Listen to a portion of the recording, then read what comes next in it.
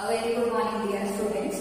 In today's class, we will try to understand the method of finding variance and standard deviation for continuous frequency distribution tables utilizing the step deviation method. In the last class, we have learned the method of finding variance and standard deviation for discrete frequency distribution utilizing the step deviation method. I hope you have understood what and all are the steps we are supposed to implement to solve these kind of problems in case of DFT.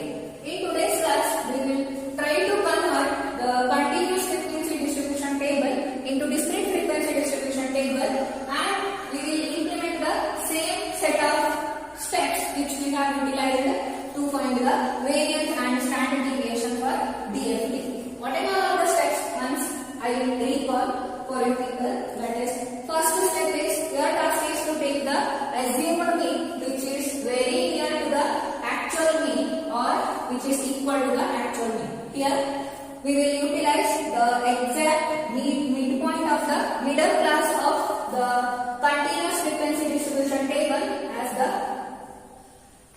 midpoint or the assumed mean.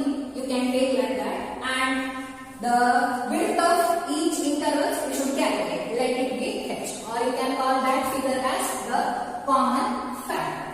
Now let me write all those things over here. Let us take assumed mean. Let it be capital A as equal to how much? I have told 65. Which one is nothing but the midpoint of the middle class of this continuous frequency distribution table. And note that what is the common factor we got, that is exactly equal to 10. I hope you have understood up to here. Thus we get it's time to find the step deviation for this particular continuous frequency distribution, that is indicated as yi is equal to xi minus capital A divided by x. This one is the standard formula you are supposed to utilize to calculate the step deviation. Now this implies yi is equal to xi minus a value I have taken as equal to 65 and hi is equal to 10. I hope you have understood up to here. Here xi is nothing but the midpoint of each and every frequency class. Now let us form a table of the given data and append the column, or you can add up the columns, append the columns after calculations. After calculations.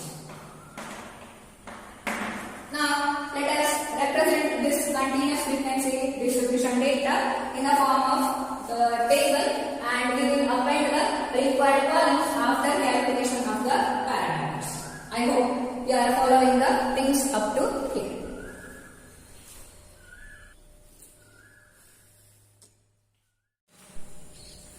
Now let me write the table of the given data with respect to the given CFD in the form of table. That is, in the first column I will try to write the given frequency classes, and in the second column I will try to write the corresponding frequencies of each and every frequency classes. They are indicated as FIs over here.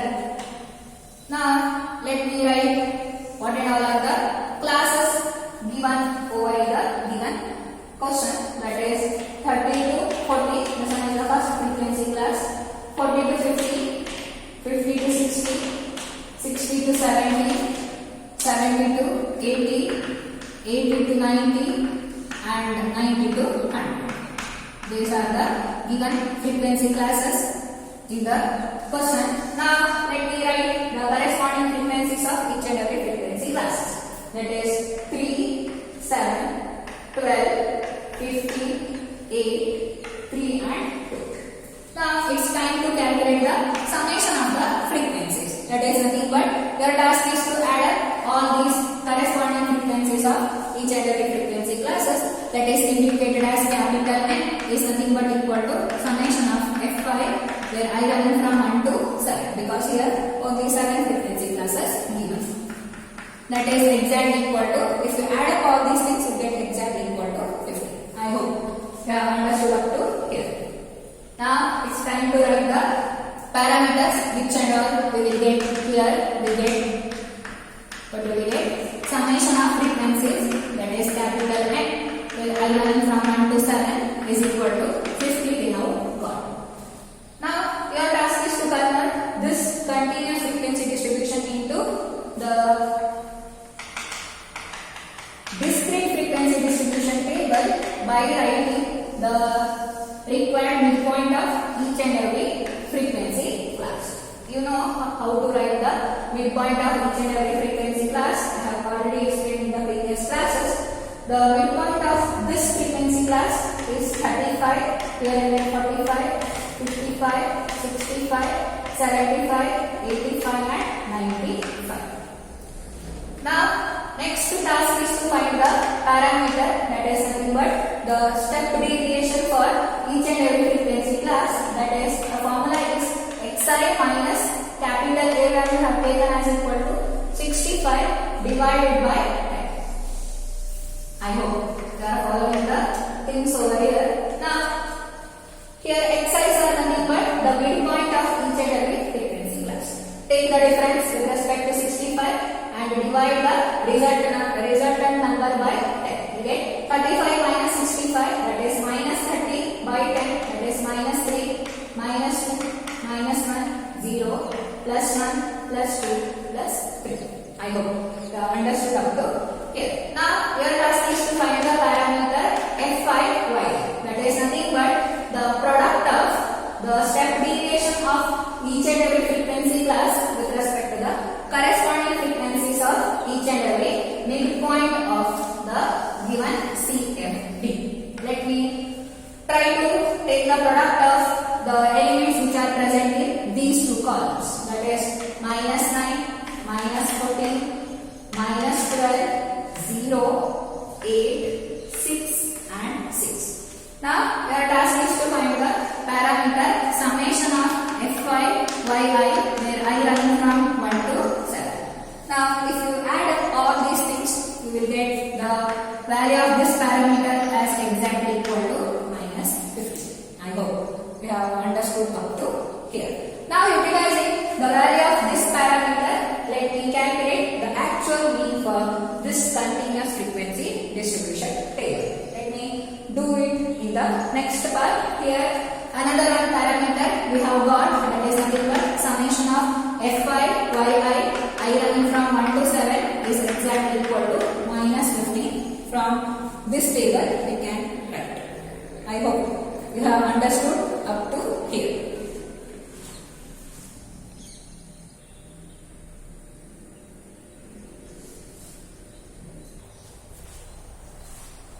Now coming to the calculation part.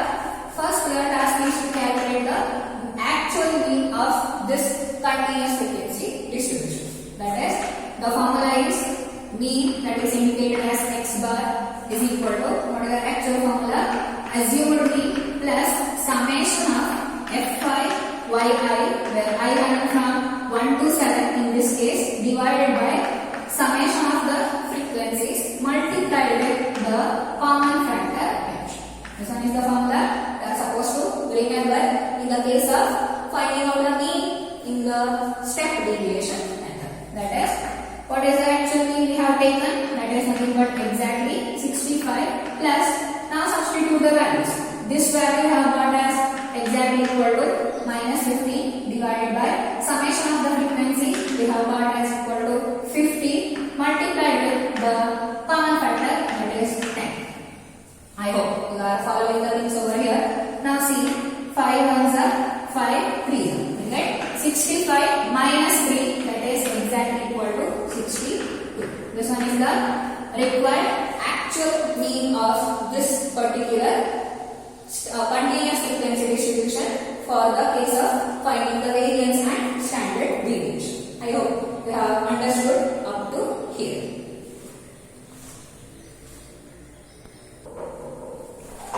Now coming back to the table once again. Here two more columns you are supposed to append. The last but one column is regarding yi square. Now it's time to square the parameters which you have got in terms of yi. That is plus 9, plus 4, plus 1, 0, 1, 4, 9.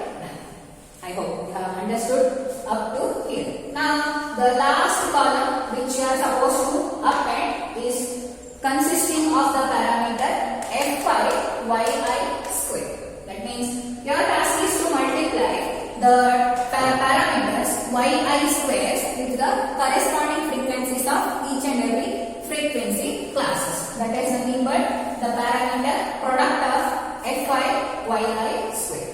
Let us multiply one by one. 3 into 9, that is 27.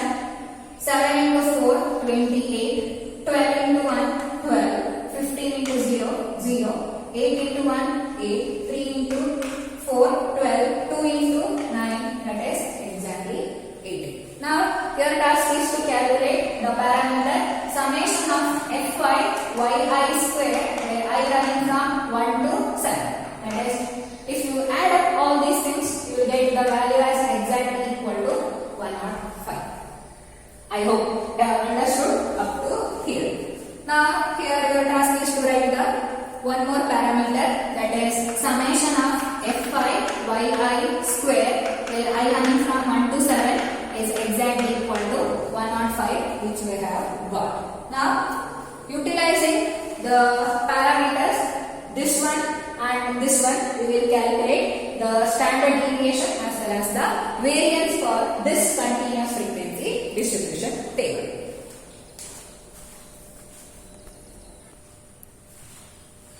Now it's time to find the variance for this continuous frequency distribution table utilizing the step deviation method. What is the formula actually? Variance, that is indicated as sigma square, is equal to, the formula is given by square of the common factor divided by square of the summation of the frequencies multiplied n into, that is summation of the frequency, into summation of fi yi square, where I running from 1 to 7, minus summation of fi yi whole square, where I running from 1 to 7. This one is the formula you are supposed to remember to calculate the variance for continuous frequency distribution table utilizing step deviation method. Now substitute the values to get sigma square is equal to h value, that is the common factor between any two frequency classes, that is 10 square whole divided by n value, that is 50 its square, multiplied with n value, that is 50, multiplied with summation of this parameter, that is we have got as equal to 105, minus summation of fi yi running over 1 to 7, that value have got as equal to minus 50 its square. Now come to the calculation part. Here you get 100, here you get 2500, multiplied with, here you will get 5250 minus 225.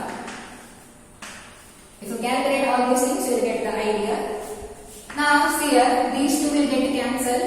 You are left with 5025 divided by 25. That is, if you calculate this value, you will get exactly equal to 201. This one is the actual value for variance for this particular continuous frequency distribution. Now come to the last calculation part, that is regarding standard deviation.